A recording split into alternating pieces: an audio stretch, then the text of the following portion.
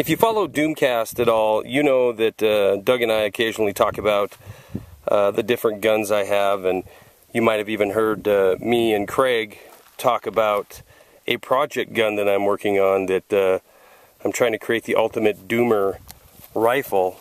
Well, the project gun is finished, and this is it.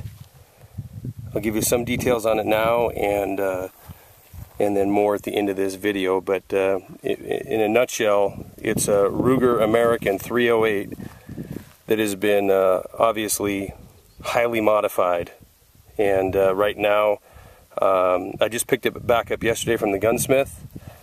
I went out last night and fired it with the flip-up sights just to sight them in, and it did fantastic with those.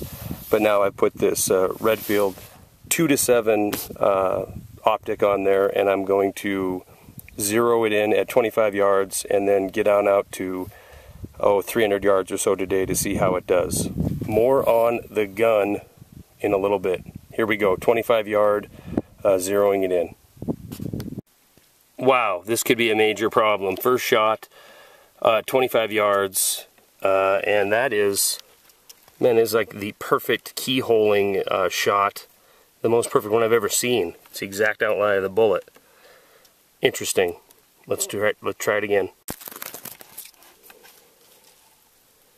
That is a big beetle coming at me. Okay, so here it is. After making some adjustments, these last three were kind of just where I wanted to be, just right about dead on at 25. I should be back through zero, I believe at 247 yards, about 2.5 inches high at 100, just kind of where I'm going for here. This keyhole thing has really got me worried, but the more I think about it, walk through the logic with me here. This was my first shot, an obvious keyhole, but my second shot, after adjusting up, which should have been a good 2 inches, was down here and to the left. And then my next shot, and then my next shot on up. So I think this one hit the ground and then sideways into it, although I can't find any evidence of that in front of it. But the ground is pretty hard, and it could have hit just one of these really dry spots and not tore up a bunch of ground. But anyway, we'll see if it keeps going. I can't imagine why it would keyhole. I mean, the rifle was buttoned. It's got a brake and suppressor on it, or excuse me, a brake and a flash hider on it, and shooting about 30 rounds through it yesterday. None of this occurred either, so I don't know. I'll just keep monitoring it. But now, let's try 25 yards at mellow yellow. Taking it out.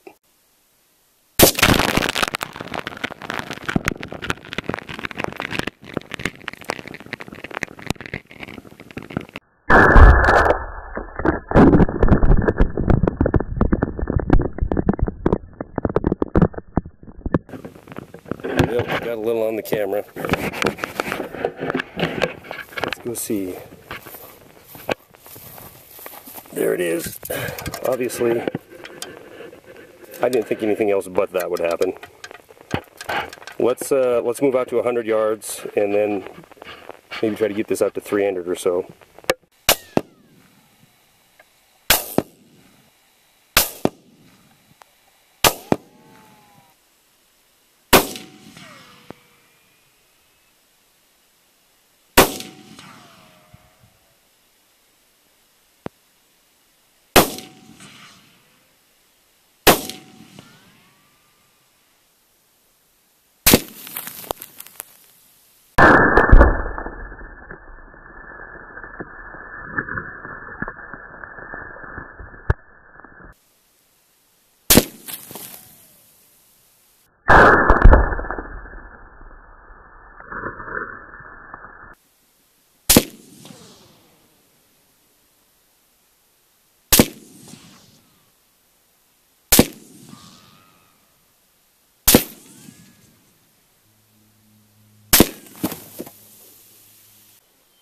Okay, I told you I'd tell you a little bit more about the Ultimate Doomer gun. Get your opinion on it. This is the Doomcast gun that we have been working on, you see all the ammo here. This is what was fired up today between this 308 and my AR. Typically when I take people shooting, I'm by myself today, but typically I've noticed that if I take friends or family shooting, I let them do about 90% of the shooting.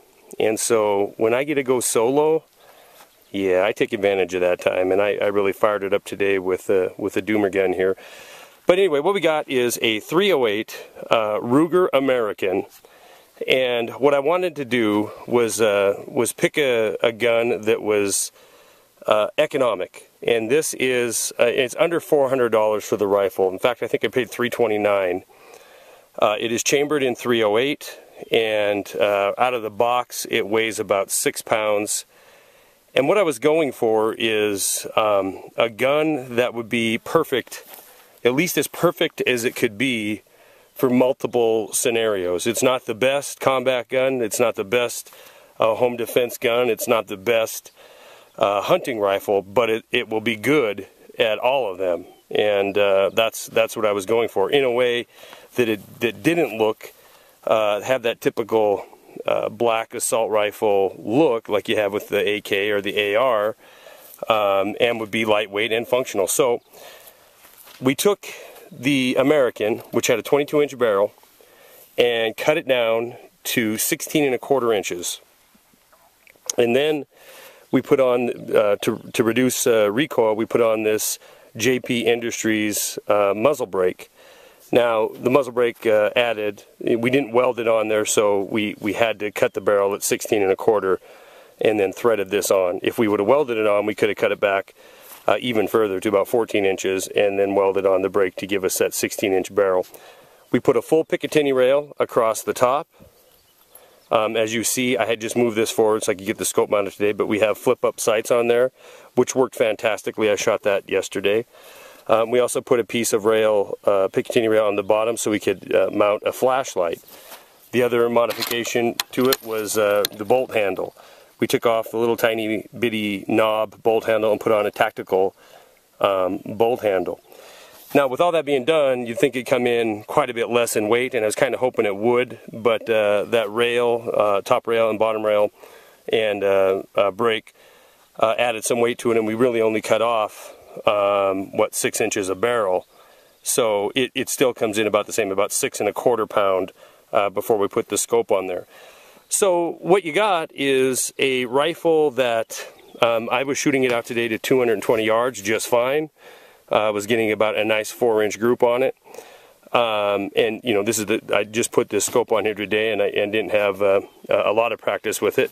So as far as a hunting rifle goes, the caliber 308 is going to take down any game animal on this planet. As far as home defense goes, it's lightweight, it's very short, I mean it's very maneuverable. So even though it's a monstrous round for home defense, it will absolutely work.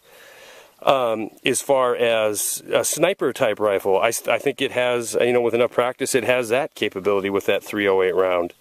So, you know, and all of that for the base model of for about $330 for the Ruger American, you know, and it was a fine shooting gun before we started doing all this to it. And I was happy to see that those characteristics stayed, even though we lopped off 6 inches of the barrel and put that Picatinny rail on the top and then on the bottom.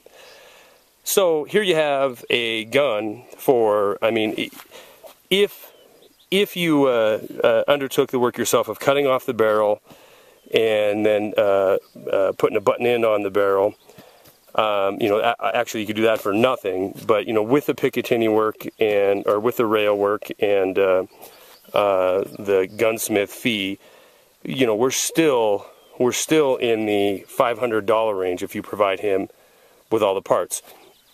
One thing that I could do to this, and I'm thinking about doing, is moving the back flip-up rail to this post here, to this mount here, and then mounting a red dot here that will co-witness between the front and the back pop-up sights. Or just leave it as is with the scope on it, or put a red dot on here with a magnifier, but I don't really think that that's, you know, probably in the future, because that you start to add a lot of money to this gun.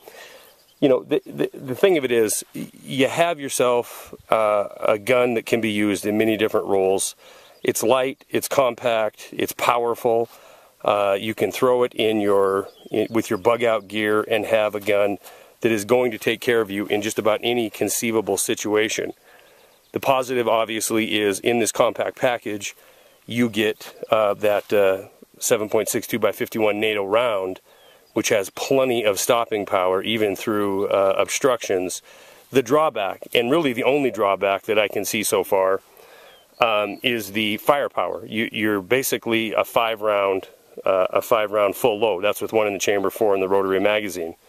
It would be outstanding if Ruger decided to come out with a larger capacity magazine for this gun, but it probably isn't in the cards. So I'll pick up a few extra magazines, figure out how to attach them with some kind of butt attachment to hold those magazines. But the ultimate bug out doomer rifle that will cover you in, if you know what hits the fan and you're defending your home, or if you're trying to get home in a breakdown crisis situation, if you're trying to hunt game, if you're trying to defend your home, from medium range to long range shooting, I think we did what we set out to do.